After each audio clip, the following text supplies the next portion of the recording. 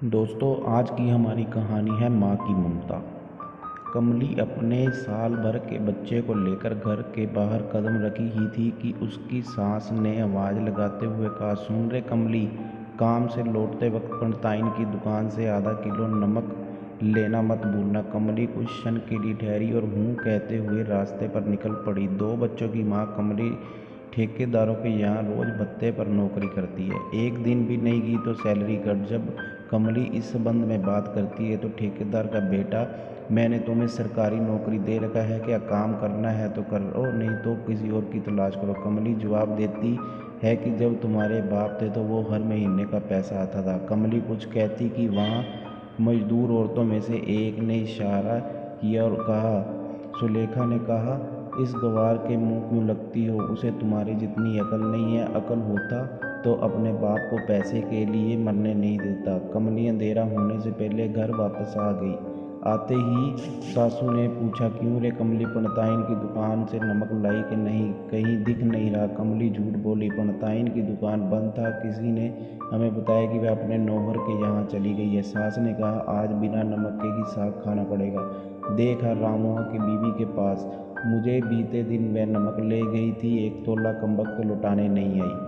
अब तक कमली की आवाज़ नहीं सुनकर सासू बोली, कमली अपना हाथ मुंह धोते हुए आवाज़ लगाई, आ रही हूँ, चिल्ला क्यों रही हो। चिल्लाऊँ क्यों नहीं, इतनी देर में बकबक किए जा रही हूँ और एक शब्द बोलने का नाम नहीं ले रही। कमली अपना पैर पटकते हुए अपनी सास के पास आ खड़ी हो गई। खड़ी जा, रामू के पास 1 तोला नमक लेती आ, जल्दी कर, अंधेरा होने वाला है, जंगली जानवरों का आना शुरू हो जाएगा, सबके दरवाजे बंद हो जाएंगे। और हाँ देखना, कल मुँहा पीकर नशे में कहाँ पड़ा हुआ है, खोज खबर करती आना। जंगल में कुछ ही दूरी पर एक छोटी बस्ती है जो धीरे धीरे एक गांव में विकसित हो गया है, पर एक दूसरे की झोपड़ी अभी भी दूरी पर बना हुआ है। कभी कभार इस गांव में बाघ, चीता, अन्य जंगली जानवर रास्ता भटक कर गांव की तरफ आ जाते हैं और लोगों और पालतू जानवरों पर हमला कर देते हैं। इसी हमले में कमली का ससुर मारा गया। समय पर इलाज की व्यवस्था नहीं हो पाया, जिसके कारण धीरे धीरे मौत के मुंह में चले गए थे। इस गांव से शहर 5 मील की दूरी पर है और जंगल के रास्ते से गुजरना पड़ता है। जिसके पास गाड़ी है वह महीने में 2 महीने में एक बार शहर जाता है। ऐसे भला कौन शहर जाने के लिए इतना जोखिम उठाए।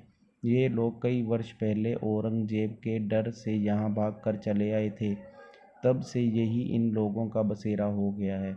इस तरह के छोटे छोटे गांव 8-10 होंगे जो जंगल के पास ही हैं। इस गांव की आबादी लोगों के बढ़ने से पहले ही जानवरों का शिकार हो जाते हैं, क्योंकि शहद और मछली की तलाश में गांव के लोग दूर चले जाते हैं। कुछ रास्ता भटक जाते हैं तो कुछ शेरों का शिकार हो जाते हैं, बच भी जाते हैं तो किसी काम के नहीं रहते। कमली 1 तोला नमक लेकर अपने पति राम स्वरूप को खोजने निकल पड़ी।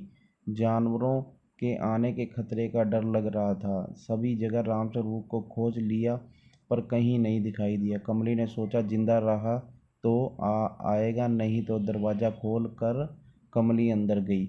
दोनों बेटे के साथ उसकी सास सो रही थी। सामने खटिया पर सुबह का सूखा रोटी पड़ा था। उसने सोचा वही खाकर अपनी भूख मिटा लिए होंगे। कितनी रात इन लोगों ने बिना खाना खाए सोए हैं। उसकी आंख लगी ही थी कि बच्चे के रोने की आवाज़ सुन कर जगी। अपने 1 साल के बच्चे को तेंदुए ने घर में रखे भाले से उसके ऊपर वार किया। तेंदुए ने बच्चे को छोड़कर उस पर हमला कर दिया। कमली घायल होकर जमीन पर गिर पड़ी। उन लोगों की आवाज़ सुनकर आसपास के घरों से आदमी अपने हथियार लेकर दौड़ते हुए आए। तेंदुए डर के कारण भाग गया और कमली खून से लथपथ जमीन पर पड़ी थी। कमली की सांसें कम होते जा रही थी। अंत वह अपने बच्चे को छोड़कर सदा के लिए अपनी आंखें बंद कर ली। उसका पति राम स्वरूप अब भी नशे में धुत अपनी पत्नी कमली को एक बार देखा और खटिया पर लुढ़क गया।